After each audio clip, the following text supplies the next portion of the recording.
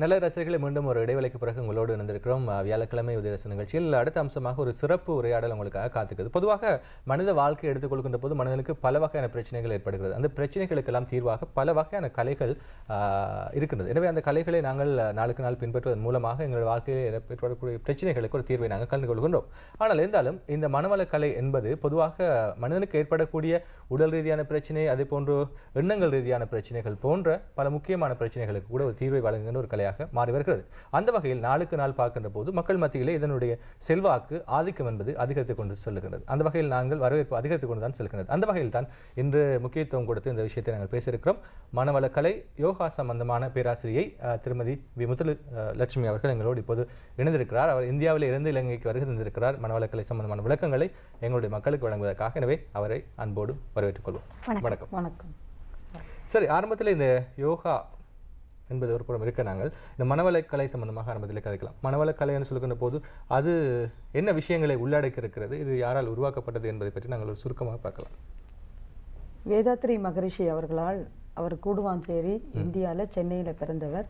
சிறு வயது முதலே நோய் ஏன் வருகிறது, மக்களிடம் ஏற்றத்தாழ்வு ஏன் இருக்கிறது, வறுமை ஏன் ஏற்படுகிறது, ஏன் மக்களால் நீண்ட நாள் வாழ முடியவில்லை, ஏன் மனதை வளப்படுத்திக் கொள்ளாமல் வாழ்கிறார்கள் என்று சிறு வயது முதலே அவருடைய வாழ்க்கையில் நடந்த பல சம்பவங்களை வைத்து ஆராய்ச்சி செய்கிறார். அதனால வந்த கலை தான் இது மனவளக்கலை. அதாவது நாங்கள் இப்போ பார்க்க போனால் நீங்கள் யோகா மற்றும் மனவளக்கலை பேராசிரியராக இருக்கிறீர்கள்.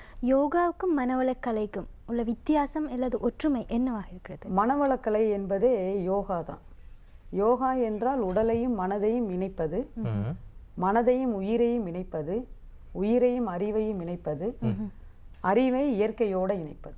யோகம் என்றாலே இணைதல் என்று பொருள். அப்ப யோகா என்று எதை சொல்கிறோம் என்றால் நம்மளுடைய உடலையும் மனதையும் எந்த சதவிகிதத்தில் இணைக்கிறோம் என்பது. 100% உடலையும் மனதையும் இயக்கும் பொழுதுதான் அது மனதுக்கு வலுவையும் உடலுக்கு வலுவையும் கொடுக்கிறது. அந்த வகையில் மனவளக்கலை என்ன செய்கிறது என்றால் நம்மளுடைய உடலையும் உயிரையும் மனதையும் அறிவையும் இயற்கையும் ஒன்றே இணைக்கிறது. சரி, அதுபோல நிகழ்ச்சியை பார்த்து கொண்டு இருக்கக்கூடிய ரசிகர்கள் கூட நேரடியாக எங்களோடு இணைந்து கொண்டு பேராசிரியை வி. முத்துலட்சுமி அவர்களிடம் கேள்விகளை கேட்கலாம். எனவே நீங்கள் அழைக்க வேண்டிய, தொடர்பு கொள்ள வேண்டிய தொலைபேசி இலக்கம் 2505316 என்ற தொலைபேசி இலக்கம். சரி, இப்போது பொதுவாக நாங்கள் பார்க்கின்ற போது இந்த மனவள கலை என்பது ஒரு பரந்த ஒரு விஷயம். இதிலே பல பயிற்சிகள் கொடுக்கப்படுகிறது. பொதுவாக ஒரு மனிதனை வளப்படுத்துவதற்கு தேவையான எல்லா வகையான பயிற்சிகளையும் நீங்கள் வழங்குகின்றீர்கள். பயிற்சிகள் என்று சொல்லுகின்ற போது முக்கியமான பயிற்சிகள் என்று நீங்கள் குறிப்பிடுகின்றீர்கள். உடலுக்கு உடற்பயிற்சி கொடுக்கப்படுகிறது, மனதுக்கு தியான பயிற்சி கொடுக்கப்படுகிறது. மிக மிக முக்கியமான பயிற்சியாக அந்த காலத்து சித்தர்கள் செய்து வந்த காயக்கல்ப பயிற்சி உயிருக்காக கொடுக்கப்படுகிறது. காயக்கல்ப பயிற்சி என்பது ஒரு சிறு விளக்கத்தை தந்தால் ரசிகர்களுக்கு பிரயோஜனமாக இருக்கும். காயக்கல்பம் என்றால் மனதையும் உடலையும் வளமாக வைத்துக் கொள்வதற்கு உயிர் என்பது ரொம்பவும் முக்கியம். உயிரை வளப்படுத்தும் பயிற்சி, உயிரை தூய்மையாகும் பயிற்சி. காயம் என்றால் உடம்பு, கல்பம் என்றால் உறுதி. உடம்பை உறுதியாக்கும் பயிற்சியே காயம். சரி, பொதுவாக எங்களுடைய தயாரிப்பால் கூட இந்த ஒரு விஷயத்தை ஞாபகப்படுத்தினார். பொதுவாக இந்த குதிரை என்பது முள்ளெலும்பால் சுவாசிக்கிறது என்று சொல்கிறார்கள். அவ்வாறான ஒரு பயிற்சியை தான் இந்த தியானத்திலே மனவள கலையிலே நீங்கள் வழங்குவதாக சொல்லுகின்றார்கள். இது எந்த அளவு தூரம் இந்த காயக்கல்ப பயிற்சியிலே வழங்குகிறீர்கள் என்று சொல்கிறார்கள். இது எந்த அளவு தூரம் உண்மையாக இருக்கிறது, இதை பற்றி நாங்கள் அதிக ஆசைப்படுகிறோம். அதாவது குதிரை செய்யும் ஒரு முத்திரை ஒன்று இருக்கிறது. அந்த முத்திரைக்கு பெயர் அஸ்வினி முத்திரை என்று சித்தர்கள் பெயரிட்டிருக்கிறார்கள். அஸ்வினி முத்திரை செய்யும் பொழுது குதிரை இயற்கையிலேயே 24 மணி நேரமும் அந்த முத்திரையில் இருக்கிறது. அதனால் அதற்கு அது உடல் வலிவு இருக்கிறது. அது நரம்பு ஊக்க பயிற்சி என்றும் பெயர் சொல்லலாம். அது செய்யும் பொழுது குதிரைக்கு முதுமை தள்ளி போடுகிறது, இளமையோடு இருக்கிறது, அது நரம்புகள் தொய்வடையாமல் இருக்கிறது. இதை பார்த்து தான் சித்தர்கள் இது நரம்புகளை அது தன்னைத்தானே இயக்கிக் கொள்வதற்காக ஒரு பயிற்சியை இயற்கை அதுக்கு கொடுத்திருப்பதை அது உபயோகப்படுத்திக் கொள்கிறது. அது ஆனால் மனிதன் அதை உபயோகப்படுத்திக் கொள்வது தவறிவிட்டான். அதனாலே அது குதிரை செய்யும் ஒரு பயிற்சியை மனிதனுக்கு அது ஒரு அஸ்வினி முத்திரை என்ற ஒரு பயிற்சியாக கொண்டு வந்திருக்கிறார்கள். நிச்சயமா உங்களுடைய இலங்கை பயணம் இது முதல் தரமாக இருக்கின்றது. நீங்கள் குறிப்பிட்டீர்கள் இதற்கு முதல் நீங்கள் சிங்கப்பூருக்கும் சென்றிருக்கிறீர்கள். இவ்வாறு இந்தியா தவிர்த்து வேறு நாடுகளில் எவ்வாறான பலனை நீங்க எதிர்பார்க்கிறீர்கள் இந்த மனவளக்கலை மூலமாக? உலகம் முழுவதும் இன்று மனவளக்கலை பரவி இருக்கிறது. எல்லா ஊர்களிலும் எல்லா நாடுகளிலும் பரவி இருக்கிறது. அங்கங்கே தக்க ஆசிரியர்களை கொண்டு இதை போதித்து கொண்டு வருகிறோம். தமிழ்நாட்டில் இந்தியாவில் எல்லா பல்கலைக்கழகங்களோடும் இணைந்து இதை ஒரு யோக கல்வியாகவும் கொடுத்து கொண்டிருக்கிறோம். இன்று இலங்கையில் நல்ல வரவேற்பு இருக்கிறது. முக்கியமாக 15 வயது முதல் இருக்கிற மாணவ மாணவியர்களுக்கு இந்த பயிற்சி நன்றாக விளங்கி கொண்டு வருகிறார்கள். அதனால் அவர்கள் இந்த பயிற்சிகள் செய்யும் பொழுது அவர்களுக்கு ஞாபக சக்தி கூடுகிறது, தேர்வில் மதிப்பெண் உயர்கிறது. அதனால் அவர்கள் வாழ்க்கையில் ஒழுக்கத்தையும் கடைபிடிக்க ஆரம்பிக்கிறார்கள். அதனாலேயே அவர்களுக்கு வந்து இந்த பயிற்சி ரொம்ப பிடித்திருக்கிறது. சரி, இந்த வழியில் ஒரு அழைப்பு இருக்கிறது. ஹலோ வணக்கம். ஹலோ வணக்கம். ஹலோ வணக்கம். வணக்கம். வணக்கம். அந்த எனக்கு வந்து வீசிங், அந்த யோகா மூலம் மூச்சு பயிற்சி செய்தால் வீசிங் சரி வருமோ? சரி, நன்றி நன்றி. நிச்சயமாக சரி வரும். நுரையீரல் பயிற்சி என்று ஒன்று இருக்கிறது, பிரீதிங் எக்ஸசைஸ் ஒன்று இருக்கிறது. அந்த பிரீதிங் எக்ஸசைஸ் செய்யும் பொழுது நுரையீரலில் கார்பன் டை ஆக்சைடு தேங்கி இருந்தால்தான் அந்த வீசிங் ப்ராப்ளம் வரும். அந்த கார்பன் டை ஆக்சைடை வெளிக்கொண்டு வந்து விடலாம். டீப் பிரீத், ஒவ்வொரு பொசிஷன்லையும் 5 தடவை மூச்சு இழுத்து மூச்சு விடும் பொழுது அந்த நுரையீரலானது ஆக்சிஜனை நன்றாக உள்வாங்கி கொண்டு கார்பன் டை ஆக்சைடை வெளிவிடுகிறது. அந்த ஆக்சிஜன் உள்வாங்கி கொண்டு உடல் முழுவதும் அது பரவுகிறது. அப்போ மூளை செல்களுக்கும் பரவுகிறது. அப்போ நுரையீரலிற்கு தேங்கி கிடக்கும் கழிவுகள் வெளியேறுகிறது. அப்போ அந்த வீசிங் சரியாகிறது. இது எல்லா மருத்துவர்களுமே இதை சரி செய்து நோயாளிகளுக்கு இந்த பயிற்சியை செய்யும்படி மனவளக்கலைக்கு அனுப்புகிறார்கள். பொதுவாக இந்த மூச்சு பயிற்சி என்பது ஒரு மிக முக்கியமான ஒரு பயிற்சியாக இருக்கலாம். எனவே அந்த பயிற்சிகளை நீங்கள் பயிற்சி நிலையத்தில் செய்கின்ற போது சில அடிப்படை விஷயங்களை நீங்கள் சொல்லிக் கொடுப்பீர்கள். அவ்வாறான சில அடிப்படை விஷயங்களை என்னுடைய நிகழ்ச்சிகளை நீங்கள் காட்டக்கூடியதாக இருக்குமா? வஜ்ராசனம் என்ற ஒரு ஆசனம் இருக்கிறது. அது வஜ்ராசனத்தில் அமர்ந்து கொண்டு அந்த பயிற்சியை செய்ய வேண்டும். வஜ்ராசனத்தில் அமர்ந்து கொண்டு செய்யும் பொழுது நரம்புகளுக்கு ஊக்கம் கிடைக்கிறது, நரம்புகள் தொய்வடையாமல் இருக்கும். சில முத்திரைகளை வைத்துக்கொண்டு அந்த பயிற்சிகளை செய்யலாம்.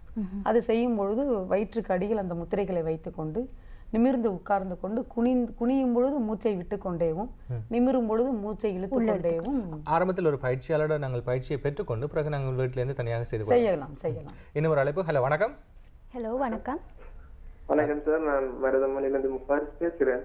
சொல்லுங்க. மேடத்திட்ட கேட்கணும், இந்த மனதை ஒருநிலைப்படுத்தி எவ்வாறு கல்வியை கற்கலாம், மனதை வேறு சிந்தனைகளின் பக்கம் செலுத்தாம ஒரே நிலையிலிருந்து எப்படி கல்வியை கற்கலாம் அது கேட்கணும். நன்றி, நல்ல ஒரு விஷயத்தை ஞாபகப்படுத்துங்க. சொல்லுங்க. இப்போதான் இந்த மாணவர்களை பொறுத்த மட்டும் மிக பிரயோஜனமான விஷயம்.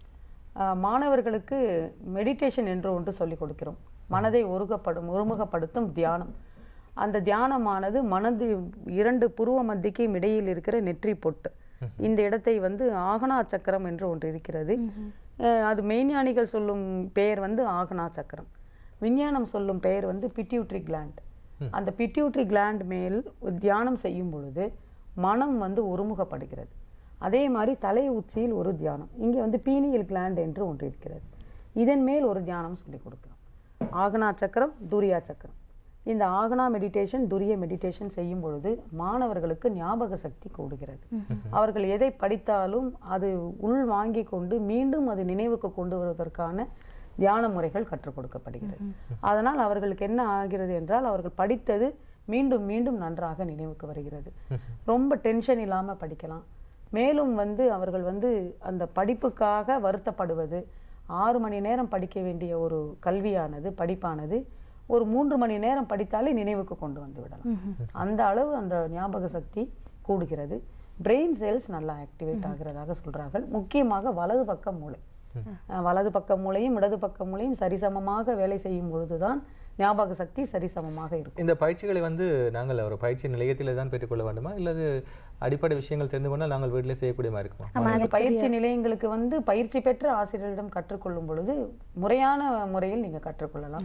பொதுவாக மாணவர்கள் என்று சொல்லுகின்ற போது மாணவர்களுக்கு தேவையான பயிற்சிகளை மாத்திரம் அவர்கள் செய்தால் போதுமாக இருக்குமா, அல்லது எல்லா வகையான இந்த மனவள பயிற்சிகளையும் அவர்கள் செய்ய? எல்லா வகையான மனவளக்கலை பயிற்சிகள் செய்வது மிகவும் முக்கியம். முக்கியமான சில பயிற்சிகளை மாணவர்கள் காயகல்ப பயிற்சியும் உடற்பயிற்சி இல்லை இந்த நுரையீரல் பயிற்சியும் செய்தால் கூட ரொம்ப ரொம்ப சரி. லக்ஷ்மி, இந்த வேளையில் ஒரு அழைப்பு இருக்கிறது. ஹலோ வணக்கம். ஹலோ வணக்கம். வணக்கம். வணக்கம். வணக்கம், அழைப்பில் இருக்கிறீங்க, கதைக்கலாம். ஹலோ வணக்கம். சரி, அவங்க வேறு எதுவும் பிரச்சனையோடு தான் நீங்கள் வந்திருக்காங்க. சரி, நேரத்தை நாங்கள் வினடிக்காமல் இந்த நேரத்தை நாங்கள் முழுமையான அளவுக்கு பிரயோஜனப்படுத்திக் கொள்ள வேண்டும்.